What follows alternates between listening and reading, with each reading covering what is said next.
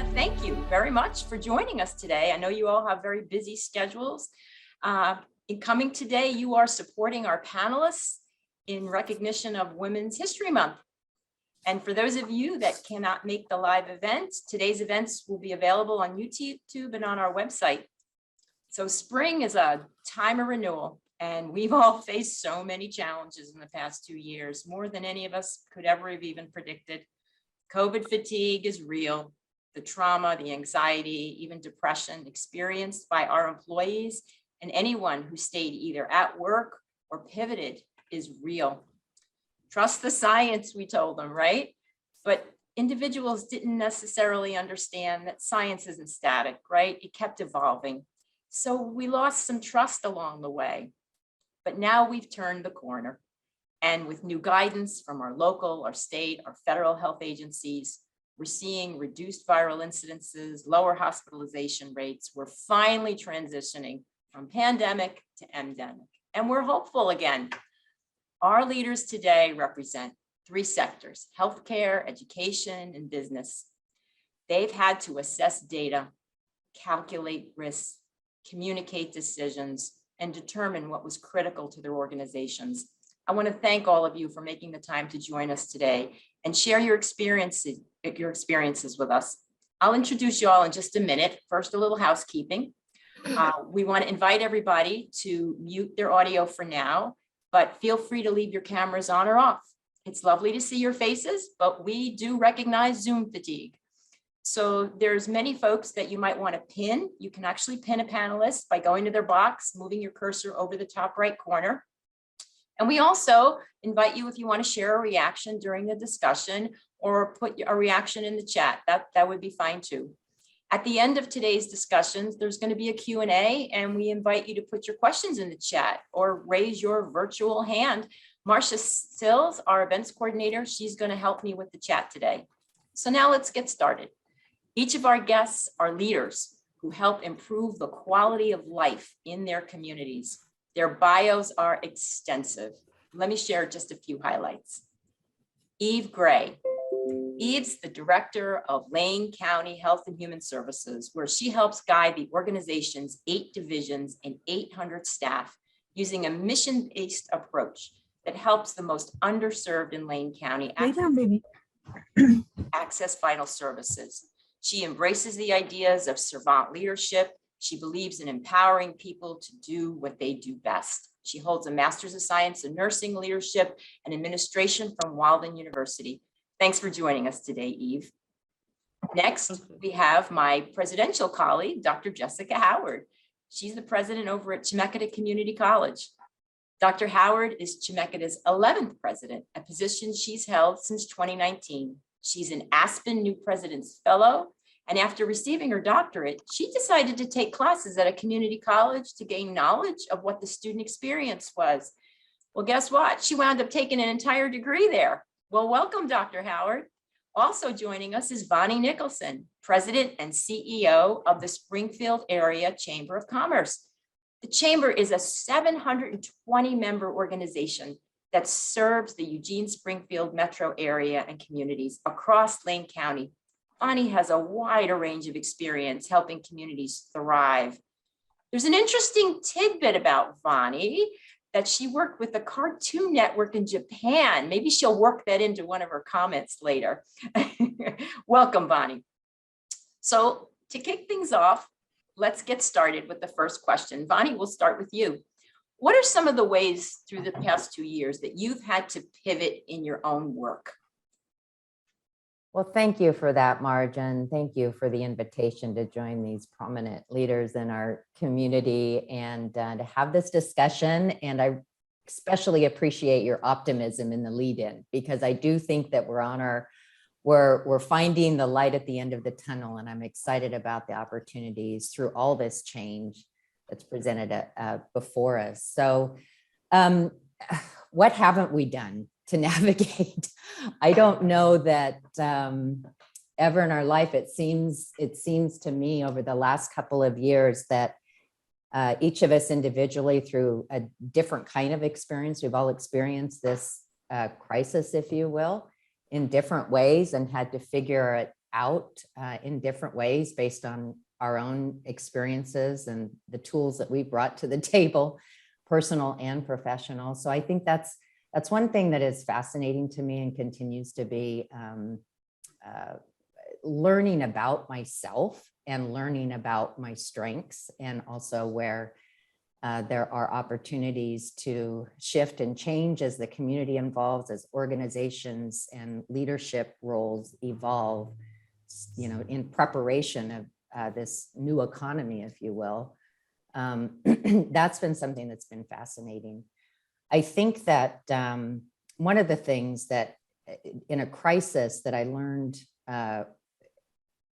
almost within the first, I don't know if it was the first 24 hours or 48 hours, but that in a crisis, one of two things happen. You either are overwhelmed by the extremity and the enormity of the situation, or you find pretty quickly the first immediate next step that you need to take, that focus, that laser-like focus, and you're able to, you understand what you need to do, and you just go straight forward and do that. And I think maybe it was a combination of both. First, the overwhelm, and then the ability to understand that, you know what, we don't have time to figure this out. Time isn't really on our side. What we need to do is leverage our strengths and find out who are the people that can help us do that, and do what we do. And in a mission-based organization, like all of the leaders here, we have a pretty clear, we should have a pretty clear understanding of why we're here and who we're serving and what our strengths are. And so then the goal becomes, what do we do in the face of uncertainty, and what do we do with these new conditions, many of them outside of our control? What can we control to face? And so I think it was a steep learning curve. We didn't have a whole lot of space or opportunity to fail, if you will. I don't think that we did it perfectly all the time, but I do believe in working with not just our own staff and our own membership, but our community partners, that what I saw is everybody doing the very best that they could given what they were presented with. I agree. I certainly agree. Thanks so much. Dr. Howard, you come from education sector. I like to say they turned us on our heads. So talk a little bit about how you had to pivot at Chemeketa, and some of the ways you navigated those waters. Sure. I mean, it was, first of all, I thank you for having me with this august group. I really appreciate it. And it's a great privilege, and thank you. But it was such and still is, a challenging time. And, in terms of, there was the institutional need to react and pivot, but then there was also, what did it mean for the leadership of the college? And, as the president of the college and with the leadership team, I was really focused on getting the team to be the best it could be, myself included, to help lead us through obviously an unprecedented time when we were transitioning thousands of courses in a 2-week period, with a lot of folks who were literally building the plane and flying at the same time. So there was just a lot of intensive work going on. So part of the challenge that I was trying to address personally was a sense of disconnect, because we were physically distant. It was this virtual engagement. Zoom was new. I find that hard to even say now. So there was that disconnect. Another thing I think we were dealing with was the overwhelming and even debilitating sense of responsibility, and then the ensuing exhaustion. And so things that I tried to do to help along those lines was I used the U.S. mail in creative and unexpected ways. I think, the U.S. mail was a dramatic and exciting event back when I was a child, and it became the same during the pandemic. And so I would send things to my team anonymously or not. There were jokes, it was humor, it was surprise, and it was also designed to just break up the seriousness a little bit. I was just trying to find every possible way for us to have a little levity and to create that sense of team across distance. In terms of the actual work itself, I think, you know, the team, the entire college, we were in emergency management mode, you know, task-oriented, developing priorities, an incredibly fast cadence of decision-making, and I mean high-stakes decision-making, which still continues. As soon as one decision was made, we had to rush to another one, and this created an all-hands-on-deck war room-like quality to the work and to the sense of team. And I would say we were good at it. This was a team that was accustomed to sort of overworking and multitasking and getting things done, but it had the effect of creating tremendous fatigue, particularly after the first few months, and other things like a lack of ability to slow down. So we didn't have the luxury of reflection at the start. It was all action. And so we had to try to bring that back and modified, you know, our meeting habits in that way. We also had to focus deliberately on wellness across the institution. So we had a wellness committee, we had tips, we had resources, and promoted the idea of breaks and all of those things, exercise. I realized that I needed to do this too, and that the expectations I was having for myself, I was having for the team. And so we all needed to really take an extra, you know, moment to focus on wellness in this sort of high octane, somewhat claustrophobic environment. And then I would say, you know, we also needed new strategies to connect across the institution to create community for operational efficacy. And so we created more and different kinds of meetings. We created an internal newsletter. I started having small group meetings that I would call 11 at 11s, meaning 11 people at 11 o'clock. And then the last thing I would say is, you know, it's really important to communicate appreciation all the time. But I think during the pandemic, when I think it was really easy and still is easy to focus on the things that aren't working well, the things we are not able to do the way we'd like to do them, or the challenges, that all the good things about appreciation that help fill the gas tank seem to be even more important. So I wrote a lot and still do a lot of handwritten notes to folks, again, maximizing the use of the US mail to personally thank folks as much as I could for the little things, the big things, because, you know, Vonnie's right. Everybody was just doing the best that they could and just trying to reach into the organization to be able to thank everyone was in itself a challenge, but something that I think a lot of us really tried to do. Thanks, Jessica. Reminds me of the airline's phrase, put your oxygen mask on first, or you can't take care. And speaking of taking care of other people, that leads us to Eve, who absolutely was in the heart and soul of all this, coming from the healthcare sector. So Eve, talk a little bit about how you found yourself having to pivot in all this. Sure. So at the time, I was leading a large multi-specialty clinic in town here in Eugene. And we really decided overnight that we needed to shut down our operations for everything except the most urgent or emergent care.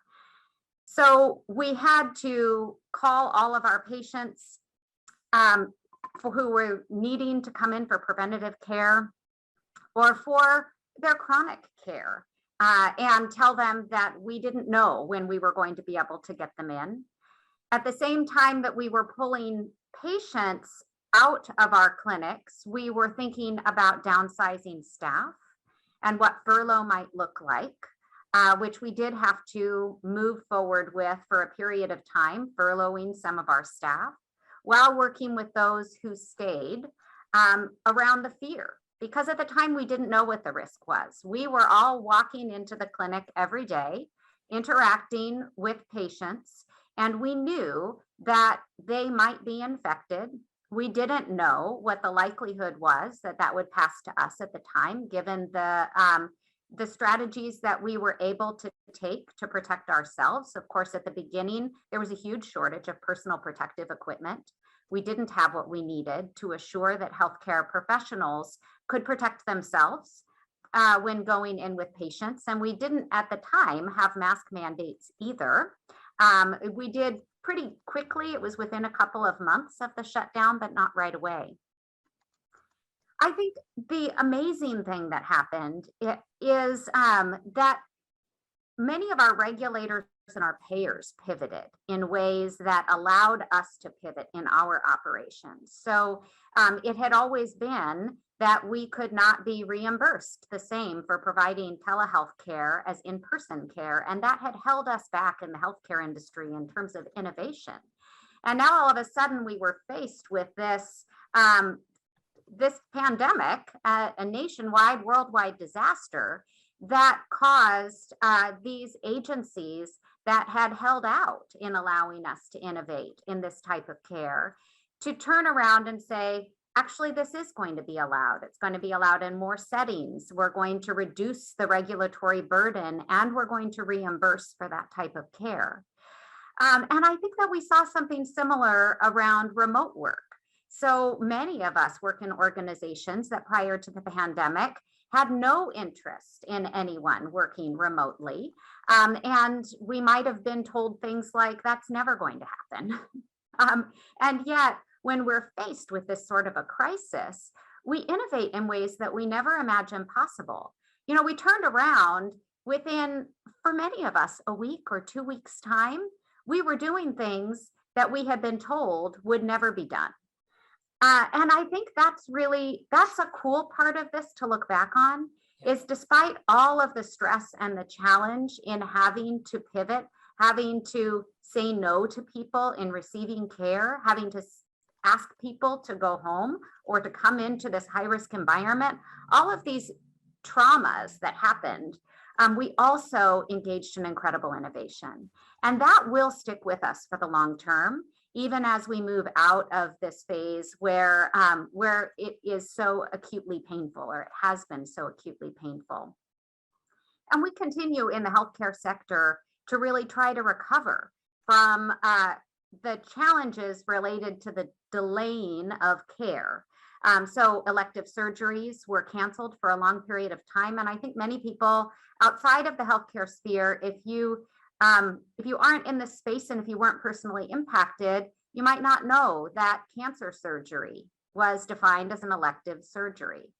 There are many people who had to delay very necessary care, and many people who had to delay, some of you watching this may have also delayed preventative care. And now we are going back and we're performing the mammograms and the colonoscopies that were missed during the pandemic and identifying individuals who really, really needed that care at the time that we had to shut down. So I think that we are still uncovering all of the outcomes related to this change in our ability to access healthcare so suddenly within the pandemic, and the focus on the one concern of the pandemic, while all of everyone's healthcare needs continued. You know, as we are getting back to full operations, I think we're getting in a place where we can better manage that and do more outreach to our patient populations to assure that people are getting back in to receive that care that they need so that we can keep our population healthy. Yeah, thanks, Eve. And that was a perfect lead into my next question, because you all alluded to lessons you've learned. And I'm smiling because I can relate to everything you've all said with turning things upside down. So maybe Dr. Howard, let's go back to you. What are some key things you've learned along the way as a result of going through this pandemic? Well, I mean, first of all, I would absolutely agree with Eve. There are probably few sectors that at least have the reputation of not moving quickly as academia. And it was absolutely the case that a lot of folks who ended up doing things online would never have done that had they not kind of been in a position where they had to. It was not their preferred mode of teaching and learning and providing service. But you're right, it was a Herculean effort, and we were incredibly reactive and responsive, and that tells us what we're capable of doing, which I think is heartwarming. I think that you know, there are things that we do virtually that actually seem to work almost better than face-to-face. And those discoveries wouldn't have been made had we not gone through this. For instance, virtual advising. And I know, Marge, you know about this, but we have an almost 100% attendance rate for those appointments, whereas face-to-face, we've always had about a 60% attendance rate. So there is something about that convenience and access that really works. And it helps us meet our mission, because we are about access to all. And that was so there were things that remote allowed us to do that I think or we're going to carry with us moving forward, right? I think that there's some things that remote does not do, though. I think those unscripted casual encounters that used to populate our day and fill in the gaps in our work relationships, to create a more personal connection. Zoom meetings, typically, they have an agenda, an explicit work purpose, finite time, deliverables, all that kind of thing. And the way someone like me with some positional authority can know and be known in a way that's authentic is much harder to do virtually. Yeah. And all the physical cues, you can't necessarily see them. So things like touching base after a meeting with the individuals to say, this is what I heard. Is this what you heard? Was so-and-so okay with this? That is proving to be a really a good strategy that I'm going to continue doing. And I think so. We're trying to create the connections that I think might have been challenging. Also, as I'm sure is the case with Eve and Vonnie to some extent, we've got a whole region that we're connected to and that we're supposed to be serving. So for us at Chemeketa, it's 2,600-mile district. And with remote, we can connect in a way that all of our locations and our folks at those locations wouldn't have been able to do. So for instance, I've got more connections now with the McMinnville community than I ever had before, because of the regular meetings that I was doing externally and with those stakeholders. So that's another win out of this. And so, it's kind of I think the challenge here is seeing and recognizing the silver linings out of a time that really, I think, did put us through, it kind of showed us what we were made of, and still lingers in terms of I think the exhaustion component for sure. Yeah, agreed. Thanks, Jessica. So Eve, talking about silver linings, and you really did allude to some already. Like, what are some things that you learned along the way that you're probably going to keep doing now? Sure, absolutely. I think that in healthcare, we will have a much more of a focus on remote care than we have in the past, as long as our regulators and payers continue to make that model doable for us, which we anticipate they will. And similar to what Jessica found with students, patients are also more likely to come to their virtual appointments. It's just easier.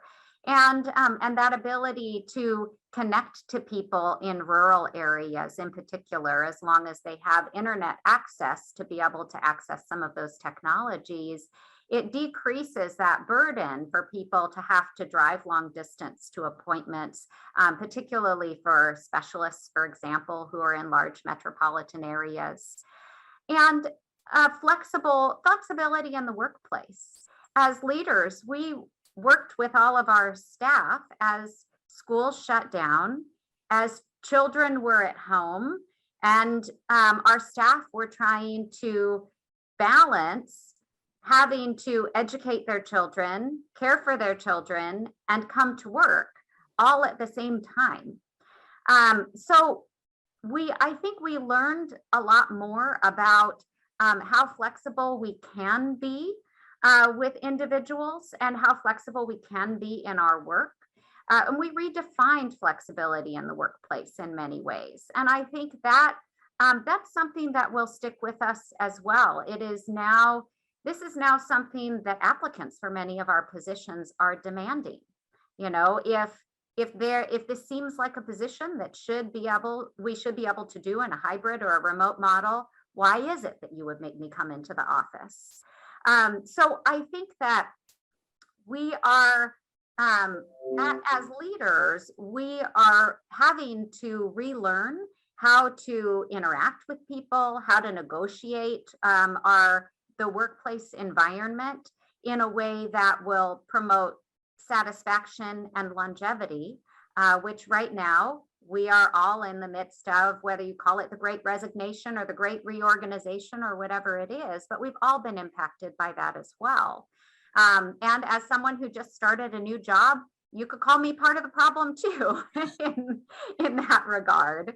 So, but I think that we will take all of this with us and maybe feel a little better about some of the changes and the pivots we're being asked to make in the future, because it just won't seem quite so bad as 2020. Yeah, thanks, Eve. So Vonnie, they definitely set you up. I heard a lot of customer service things in here. So For sure. So for sure. So what are some good takeaways for the business community, you think? Well, I think that one of the things that I heard pretty consistently and observed consistently and experienced in our own organization, I consider our Chamber of Commerce a business as well. We're managing a business in a different way, is that those businesses who were already had the pieces in place, had built resilience within their organization. And that was in terms of, could be financial stability or, diversification. They had at least a plan for digitization. They had a workplace and workforce culture that was built already. I think, that was in place that could adapt quickly to accelerated pace of change. I think that the big takeaway for me, and I've heard, for example, in one of the hardest hit industries, the restaurant industry, one of our restaurant consultants, a go-to for local, statewide, national, he mentioned early on that restaurants that will not only survive but thrive are those restaurants that are built for something such as an economic crisis like a pandemic. Because let's face it, I hate to say this, but it's very likely that the new world global economy that we're heading into the next 5, 10, 15, 20 years, we will have other crises and we have to be prepared. And our communities and our organization should be built on some of the takeaways and the lessons learned from what we just experienced. And Lord knows, I don't think one thing that I did, we were talking about the pivot early on, that I think that reflecting, as we have an opportunity to reflect, I had this sense that this was the first week when in the middle of March or early March, when we began to just hear inklings that signals that this was going to be more than just a remote event, as it started to move its way here. And then we started to see almost a rapid fire of, communications and emails and cancellations, and, not only locally, but nationally. There was a moment there where I sat down with my staff and I said, you know what, our strategy that we were just getting ready to rock and roll and kick it out of the park, set that aside, put it over in the someday pile, because today, tomorrow, and 4 to 6 weeks from now are our immediate near futures. So today is different than yesterday. Tomorrow will be different than today. 4 to 6 weeks from now, we have probably 3 potential scenarios. So that was our strategy. What helped us through that was our culture, because we had the right people on the team that were able to withstand and adapt and change and learn and be empathetic to our community, to our stakeholders, and thereby make it through. So that is, one, I think, component of a lesson learned of maybe on a very simple, boiled down, scale of what resilient organizations can focus on, leaders of teams and organizations can focus on. And what are the core components? How did you survive a pandemic and a wildfire and political and social upheaval? How did you survive that? Stop, pause right now, I told my team during that first month, I did it myself, write it down, because not only will it take the power, your fear is down on paper, it's less power over you, you'll be able to focus.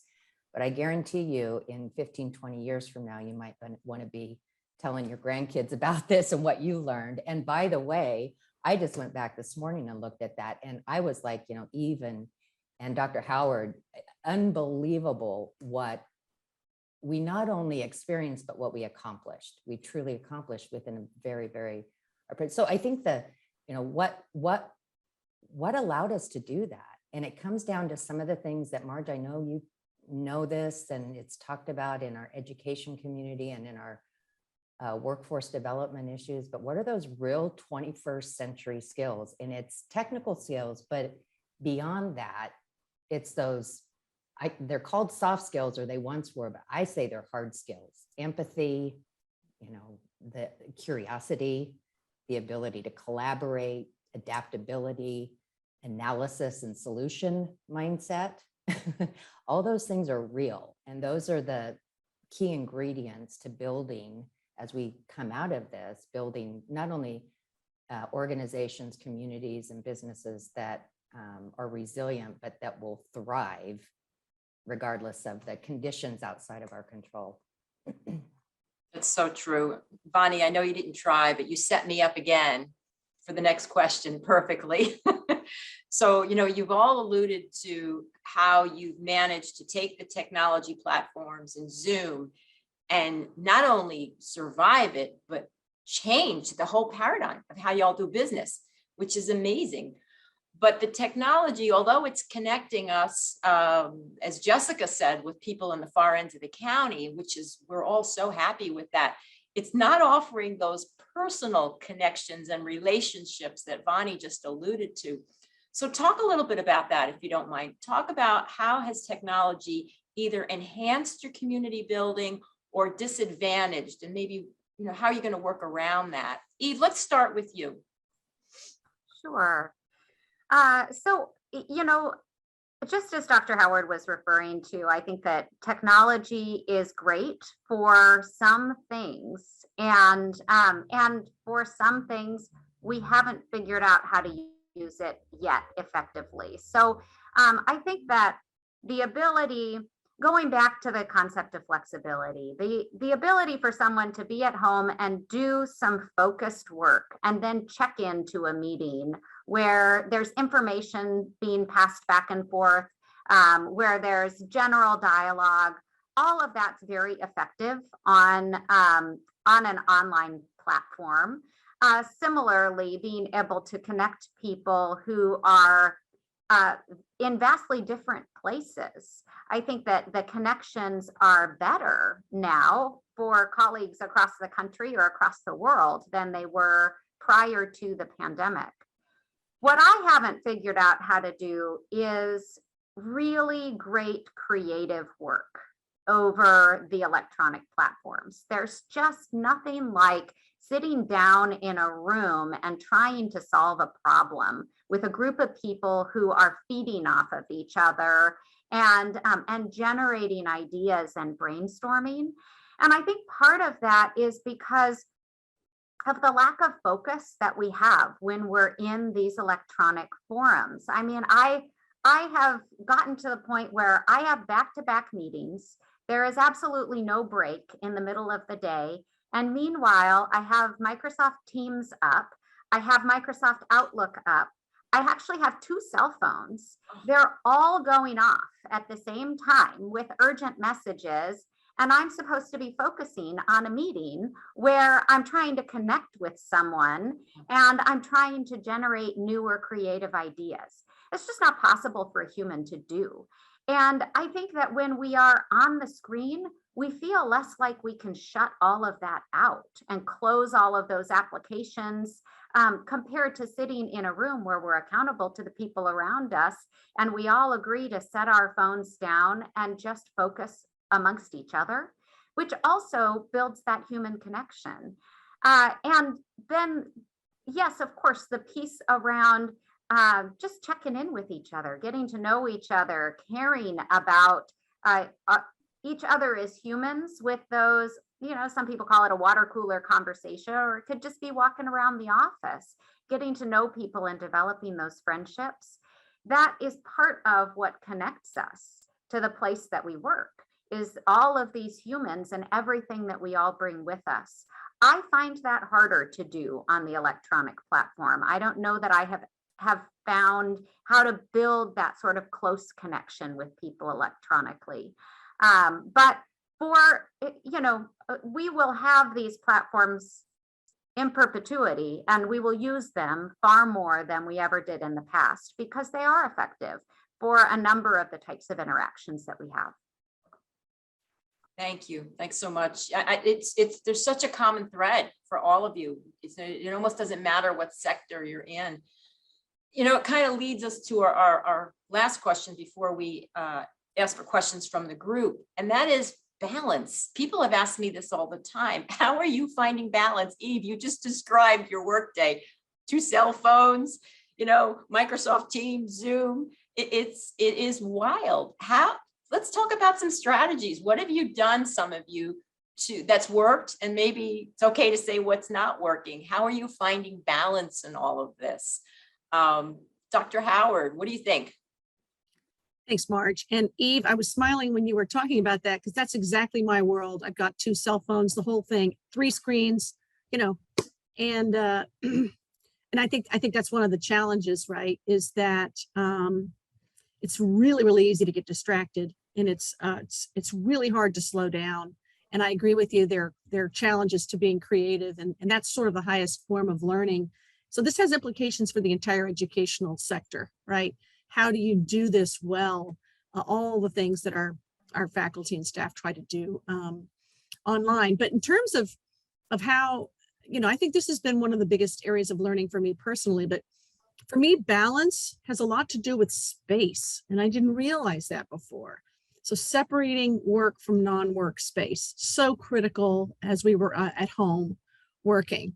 Because otherwise there was just, and as it was, the work was so nonstop and critical, it seemed like, every moment I was thinking about work. And so, anything I could do to demarcate the times when I would allow myself to not think about work was helpful. And that physical space, I think, helped with that. Secondly, I think actually going outside and walking during breaks, as opposed to, this was what I did initially was, oh, I've got a break. Let me see if I can get ahead on my emails, so it's just, there's no break. It's just screen. And I still have this challenge. So really trying to force myself to literally go outside, I think has been helpful. And then frankly, there's nothing seems to renew like, travel or a vacation. I'm saying something that seems incredibly obvious, and yet when I just think we're sort of coming out of this tunnel, and we don't realize how exhausted we are, and I don't think we're going to realize it for some time, like the full depth of what this has done to kind of our sense of normalcy. So balance equals space. The second one is I found that non-productive play was the thing that sort of released my mind. So not play that would accomplish something, but non-productive play. And for me, what I ended up finding out was that if I do a puzzle during my lunch break, I come back and it's like my brain got a break. It's patterns and it's not a screen, and there's just it's not a high stakes thing. It's just me and a puzzle. That seemed to be incredibly, nothing else worked for me like the puzzle. And then the second thing was, I don't know, I've heard other people say this, but I'm a voracious reader, and I couldn't pleasure read for the first year of the pandemic. There was just something about it it just couldn't hold my focus. It wasn't a high stakes decision. So I couldn't do it. And it was such a loss for me, because it's something I've always loved to do. It's my favorite hobby, my favorite thing to do when I'm not, when it's my time. So that meant that I had to focus on new projects, accomplishing things that involved that creativity, Eve, that you mentioned, that's so hard to do in this environment. I sort of amped that up, and, you know, painting and all kinds of things, projects, music projects, kind of saved me when the tyranny of the urgent simply created a, you know, an unending list of incredibly important things to get done. So things that seem far more important than me taking care of me, I realized I needed to do to, in fact, take care of me. Because if I'm not okay, I cannot manage this role in this difficult time, and I have to be my best. So it's all connected. So those are some of the strategies that I used. So speaking of music projects, I heard a song called Bohemian Rhapsody, and that you produced.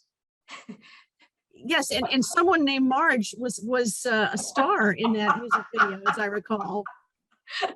The side story, but she took her hobby to the nth degree with a little musical production. I want to know, is there video that will be shared right now? No, we were not going there. Oh, okay. I just had to ask. Sounds intriguing. So Eve, tell us a little bit how you found time to balance or de-stress, or however you want to approach this. Sure. So I am a working mom, and was before the pandemic as well. I didn't, my kids are now 9 and almost 6. And the way that I have created balance pre-pandemic and during the pandemic has been largely around shifting my hours back and forth, flexible work scheduling. So I happen to be an early riser. It's not uncommon for me to come in the office at 6:30 in the morning. And then I leave for a span of time during the day, some days, not every day, but to pick my kids up and to spend some time with them in the afternoon and take them to their after school activities and be a mom. And then I'll often be on a remote meeting after that, or an evening meeting.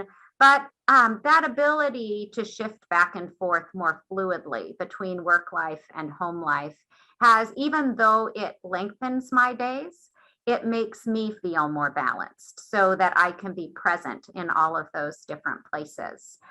I think that for me also personally, and self-care, which I agree is very, very important, being physically active the entire pandemic has been incredibly important. I took the same strategy as Dr. Howard and started going out on walks during break times during the day. I just found that getting away and clearing my mind, all of a sudden, the problems felt easier to solve. And I think so much of that is just that when your mind is cluttered and you're stuck in this space of stress, you can't solve problems as effectively as when you get a little bit of relaxation. So taking some time out, and I started to reframe that as productive time, because I would go on a walk and I would come back from the walk and I would have solved a problem that I had. And I took care of myself too. And I think it's important for us to see self-care in that way, that it's all a part of the process of us being full and productive individuals. So I think those are the primary ways that I have found balance. I was really fortunate as a working mom that my kids, because I was working outside the home the entire time, I was always able to have care for my children. And that has been such a huge struggle for so many parents during this pandemic, and still is a struggle. Many childcare organizations went out of business. So that's a piece that we have to continue to look at as a society in terms of supporting working women in particular, and women of childbearing age in the workplace, and being able to balance a family life and a work life. Yeah, thanks, Eve. We hear this so much with our students, and I know everybody hears it in the workforce. So Vonnie, talk about work balance. How have you handled it? Well, I don't know that I've handled it really well. I wouldn't give myself an A or even an A-, probably a B minus. And I think it varies, there's an ebb and flow. So certainly maybe it's a particular challenge for women for all the reasons that I think, we can point to. We're caretakers at home, and also, especially if we're in a leadership role, we care about our employees. And so it's kind of that tendency to lean on, or my default is an always on mindset culture. So the challenge then is, how do you separate from that? And one of the things, first of all, puzzles, you're speaking my language. You had me at hello, Jessica. That's my go-to as well. Still doing something, but not thinking necessarily about, not stressing about it.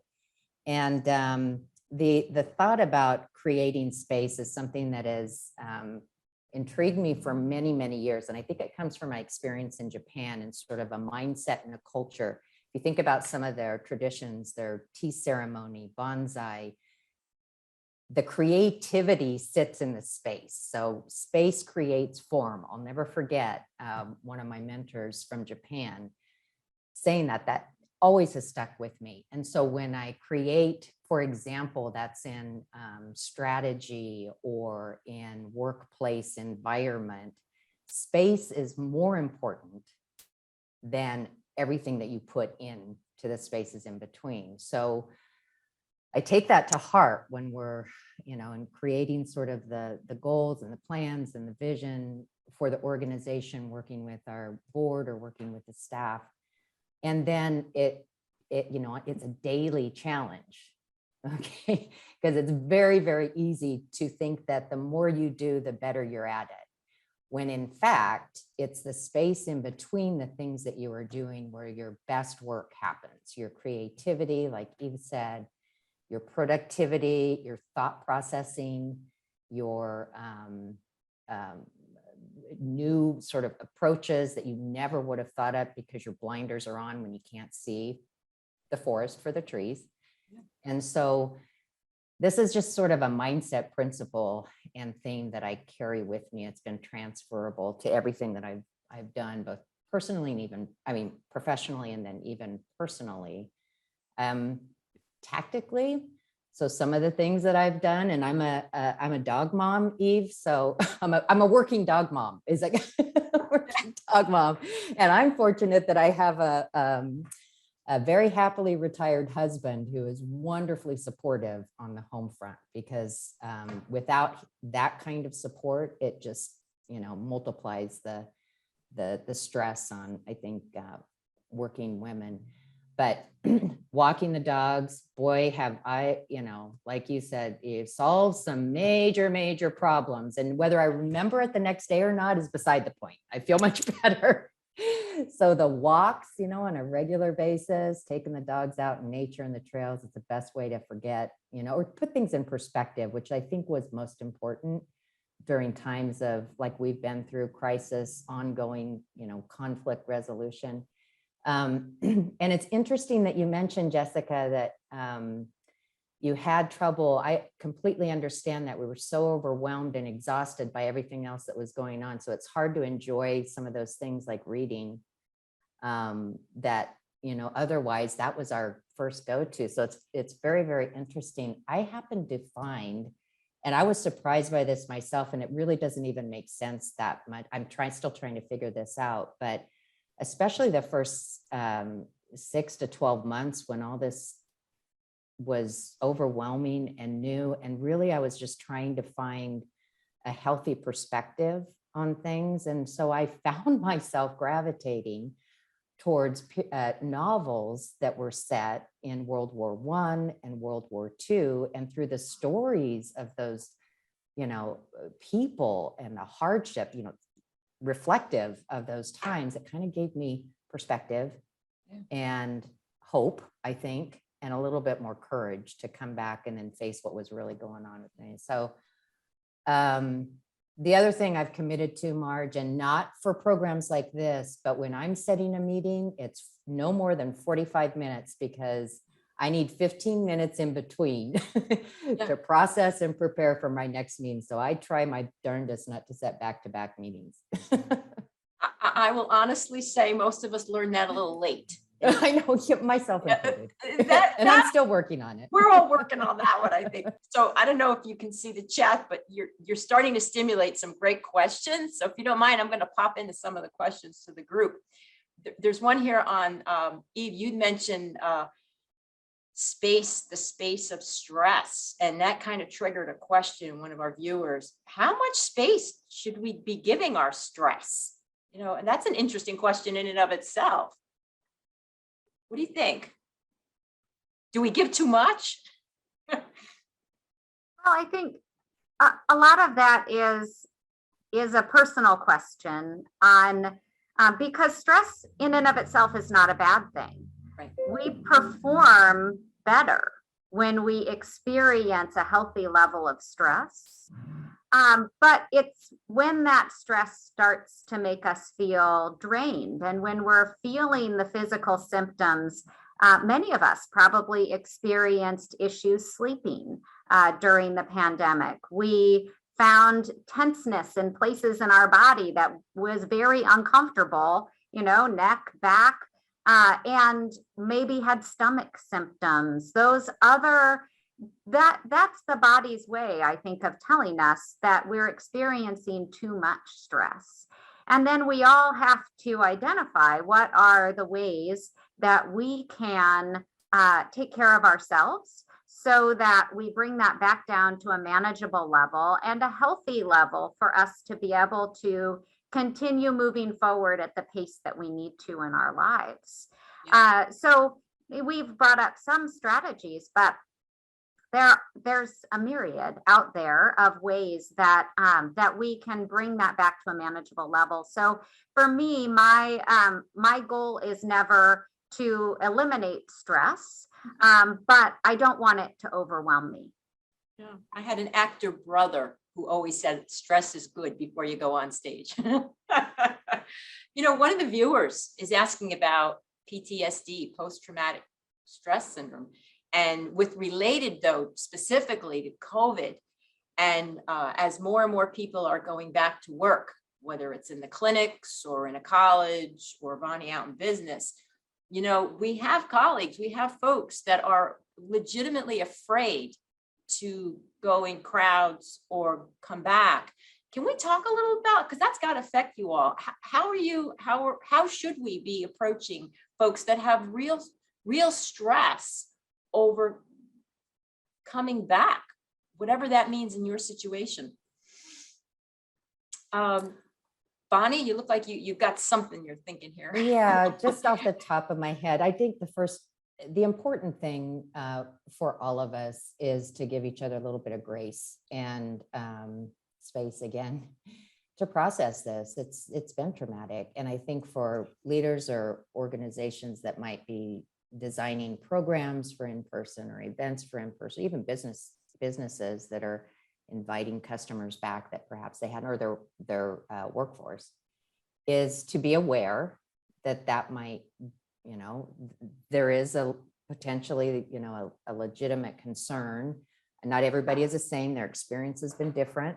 We've experienced the same thing in different ways. And the best we can do is, I think, acknowledge it. And I was just listening to a podcast right before we got on. It's very interesting. It's I jotted it down because I have an executive coach that sent this to me. She's been very helpful during this emerging back from her. But it's a Wall Street Journal podcast called As We Work. And I could recommend it. It's about 30 minutes each, but they're talking about the enormity of these changes. And there was a very simple, the question came up, you know, what happens when you go back into a meeting and we're kind of in this awkward place where some people it's kind of potentially mask optional, you know, there's immunity, you know, varying degrees of immunity and immunity compromise in our interactions. And so, and my husband, by the way, is one of those individuals. So it's very personal to me, you know. He's uncomfortable going into, for example, you know, the shop to buy men things like a hunting shop or whatever, when that's not necessarily that they've made him feel very comfortable. He needs to wear a mask. That's what he's going to do. But the point being, just, you know, it might be awkward. Do we shake hands? Maybe just come in and say, are we shaking hands, or are we, you know, give people the space to say, you know what, it's okay if you don't want to shake hands. It's okay if you don't want to hug. It's okay if you want to keep your mask on. So I don't know if that gets to the nitty gritty of the PTSD, but I think the question was more direct at probably Eve and Dr. Howard might have some more technical insights into that. But from just a social interaction and interpersonal, like how do we navigate this? I think it's on managers and leaders' minds, potentially not as much as it might be an unexpected sort of, this is the return to. On the other hand, a lot of businesses have been, in person, from the beginning. So may not be quite as foreign. I think it's just going to be a mixed. Well, let's just take this a little further, because again, we're in 3 sectors, right? We've got healthcare, right? Education, business. What are some ways that might ease the stress of bringing people back? Eve, let's talk about health, because that's stressful. Yes, yes. We just had a meeting yesterday with the leaders of all of the departments within Health and Human Services that provide direct client contact. And in healthcare settings, masks are still going to be required. So we haven't at this point in our healthcare areas had to face the conversation about having these one-to-one interactions with individuals unmasked, or in a sense that there may be less safety than there was before. But in others of our areas that aren't healthcare and are providing direct client contact, that's a very real thing that people are experiencing right now. And I think part of it is that we need to talk about it. And particularly when we're concerned about the potential for PTSD or long-term symptoms related to anxiety, one of the most effective ways that we can help combat turning into a long-term condition is that we tell stories. We as humans are storytelling, and if we all get together and we talk about our experiences, similar to a panel like this even, we are building meaning. And that meaning that we build is protective for us. The other thing that I would say is that we're working to set what are our new standards and boundaries. So for us, our standard is going to be, if a client comes in with a mask on, we will mask. We just consider it common courtesy now. And in areas that are mask optional, if some of our staff feel very strongly that they don't feel as comfortable working with individuals that don't have a mask, we're going to try our very best to match people appropriately to their level of comfort. If we can't do that, we're going to try to rely on remote methodologies that we adopted during the pandemic. If we can't do that, we're going to think about what personal protective equipment are we providing to people in the form of an N95 mask, eye protection, whatever it is that we need to take someone from this place of fear to feel that we are accommodating in an appropriate way where they are in the comfort in returning to what we once thought was normal. That doesn't feel very normal anymore. And the other thing we've been talking about, particularly on the public health side, is that many of us really haven't gotten sick over the last 2 years. And it's a real thing that immunity fades to many of the viruses that are out there, not COVID notwithstanding, but that we are more likely now that we have been protected. If we remove that mask, we're more likely to be susceptible to more illness. And just in are making our own personal choices, it might make sense in some environments to stay for all of us to stay masked for a period of time while we're building that immunity back up, just to avoid it feeling like we all just sent our kids to kindergarten for a year. True. There's an interesting comment from one of the viewers about trauma-related care. And Jessica, I think you were at a conference I was at. It was virtual. I can't remember. It was one of the organizations that we belong to, but it was about trauma-related care. And I know we had a lot of takeaways about that. Eve, do you have any sense of how that could help folks, some context? I know that that's in an area that's more your specialty.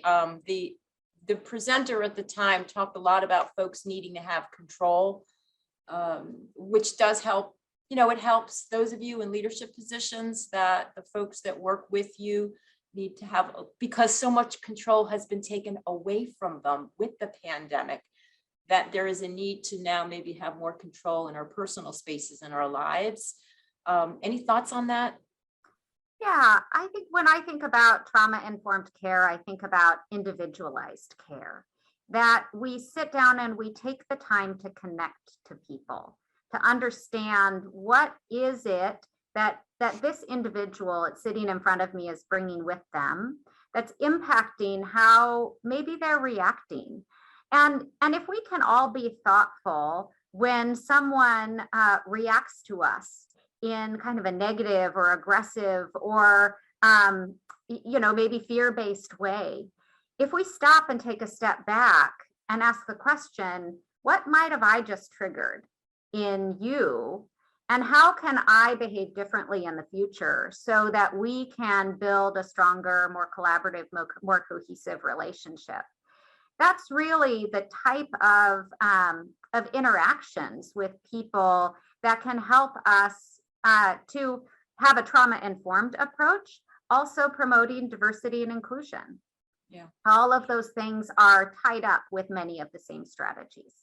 So a follow-up question, if you don't mind, to everybody here. Eve, you're the only medical professional in the group, but anybody in leadership positions, they're going to have their employees as they come back, and we're not going to know, the employee may not know how they've been, I'll use the word traumatized, affected, stressed by what they've been through. Any ideas on how leaders, what tools are in your toolbox? And I'm going to go to a non-medical person first. What tools do you feel you have in your toolbox to help your employees recognize what's been going on in themselves, and then maybe how we can help accommodate them in the workplace? Jessica, you want to try that one? Sure. I mean, one of the things that we're really, I think, going to put a lot of effort into is creating, and this is, I'm glad you mentioned this, Eva, but this is an extension of the kind of,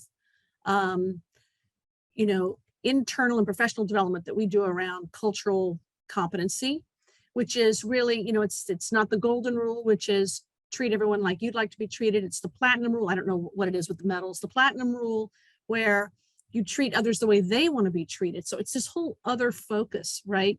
And so I think we're going to be doing everything we can to create an environment of generosity, an environment of care, and of focus on other. And I think that every workplace, virtual or not, can really, I mean, the culture is what you make of it, right? We all create that culture. So how do we use this opportunity to make our work environments more caring, more understanding?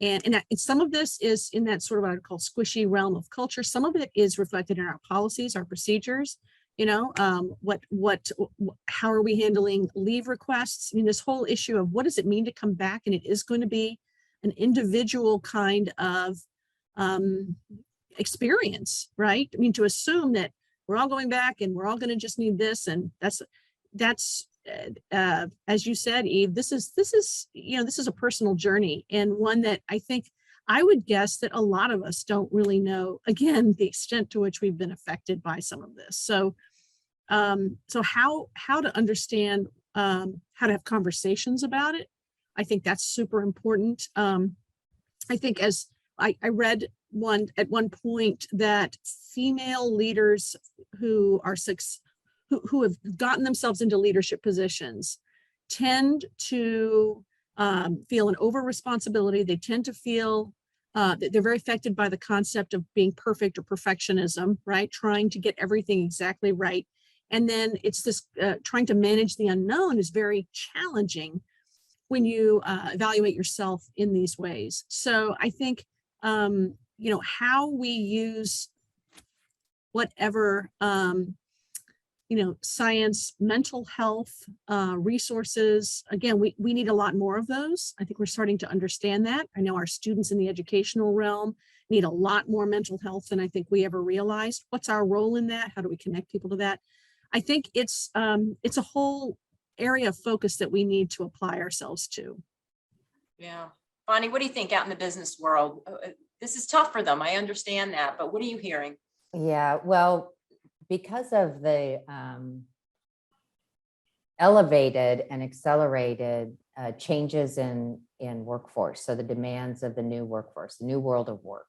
I don't go a day without receiving 3 or 4 readings about the new world of work and what that means and how employers can prepare for and adjust. And so I think that this issue, I think it's still evolving, but without question, employers are aware that number one, they have to create a workplace environment that people want to be, not have to be, but want to be. That's going to be their competitive advantage. And to do so, they have to keep an eye on and understand, appreciate, and invest in some of these issues that we're facing.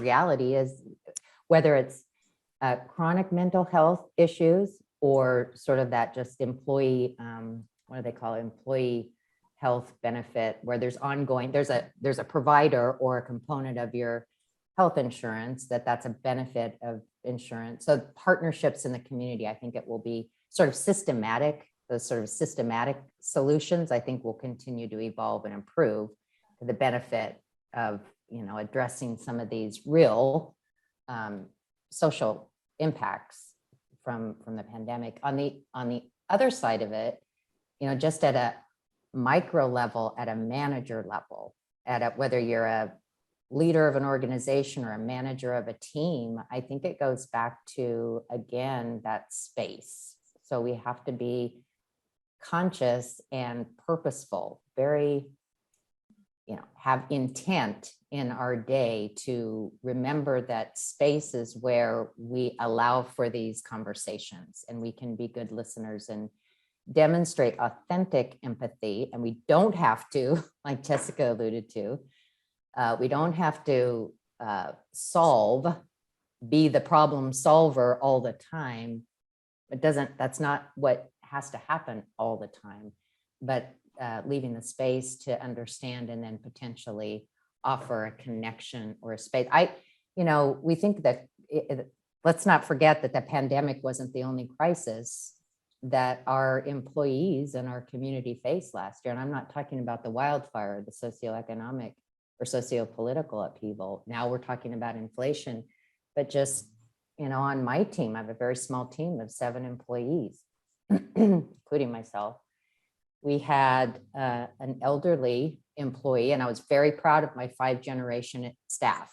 We had one representative from every staff, and boy, did we figure out how to work that and work it well. So I'm very proud of that experience. And we all stayed, and we're still here together. We lost one very dear one of our employees. She lost her husband about 6 months before we lost her. And before that, a year before that, they lost a brother to a tragic violent incident.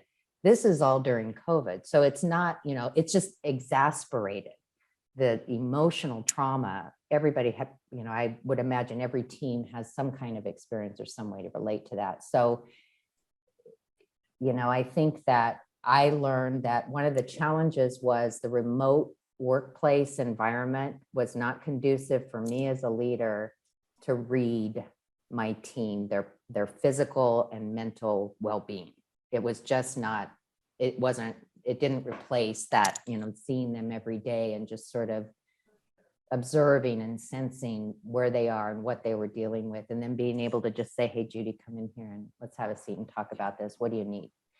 So that is one of the things that I think that as a lesson learned, we have to be, and all of us deserve that space to talk. Yeah. Let's just say it. Yeah. Doesn't have to be hard, right? Don't even need a, I don't even need a counsel. I don't want to misrepresent that, but sometimes we just need to sit and shed a tear and cry. We need a safe space to do that. And that's what my experience in that personal, very personal, and yet, part of my leadership role was. Take a friend to lunch, right? Take a friend to lunch, a French lunch, which is a 2 to 3 hour lunch. Okay. I like that better. Eva, I think it might be appropriate to let you do a commercial. What resources are in our county for folks, for their employers, for themselves, to address the whole continuum of mental health issues that they or their loved ones might be feeling, or people that their coworkers. Absolutely. So I think for normal feelings of anxiety or feelings of being down, potentially depressed, there are resources out there for individuals, such as employee assistance programs that are available, which Vonnie alluded to, where often you can get short-term therapy in that realm. When things take a little bit longer to resolve, often it's better to find a resource through a therapist in the community. Some people use life coaches and find that to be very helpful. Life coaches are often not covered by insurance. If you have insurance, therapists usually would be. And I would always encourage people to reach out to their insurance company about the providers in the area. Usually that's available on a website. And of course, for individuals, I was just talking with our public health manager yesterday, who said that that we tend to see spikes in suicide at the end of a crisis rather than in the middle of a crisis. And we are beginning to see that in certain, right now, isolated places in our community. And we do want to be really thoughtful about talking about where we are in our feelings, and a recognition that help is available. And for those who might get to a point where they're thinking, gosh, I don't know that it's worth continuing, we always want to refer folks to the emergency department or emergency services, or if they can get into a provider really quickly, if they believe that that this is something that could impact them imminently in taking action. We want to think about those more emergent resources. Thanks so much, Eve. I know it means a lot to folks just to know how to ask for help. I cannot thank you all enough. This was really, I think it was a very good conversation. It was a way for us to connect with other folks in the community who are dealing with just what we all are in our workspace. I want to thank everybody that joined us today. This was quite a good showing, because a lot of our folks will look at the YouTube video later, or the streaming on our website. So thank you all so much. You were so candid and honest. I want to give a shout out. Marcia, turn your camera on and say hi. Marcia did so much work behind the scenes. I just want to thank you. You've just been awesome. And Terry Holloway, our tech advisor today. Take a bow, Terry. I just want to say thank you so much. Viewers, how about anyone that wants to turn their cameras on and give these lovely people a big applause for sharing some very difficult topics with us. I mean it. I want to thank you all. It means a lot. We have employees, students, we have community people. Sometimes we don't know who's in the room. But honestly, you've all been terrific. We really wish you well as you transition back to whatever that new normal is. Have a wonderful, safe day, everybody. Bye-bye now.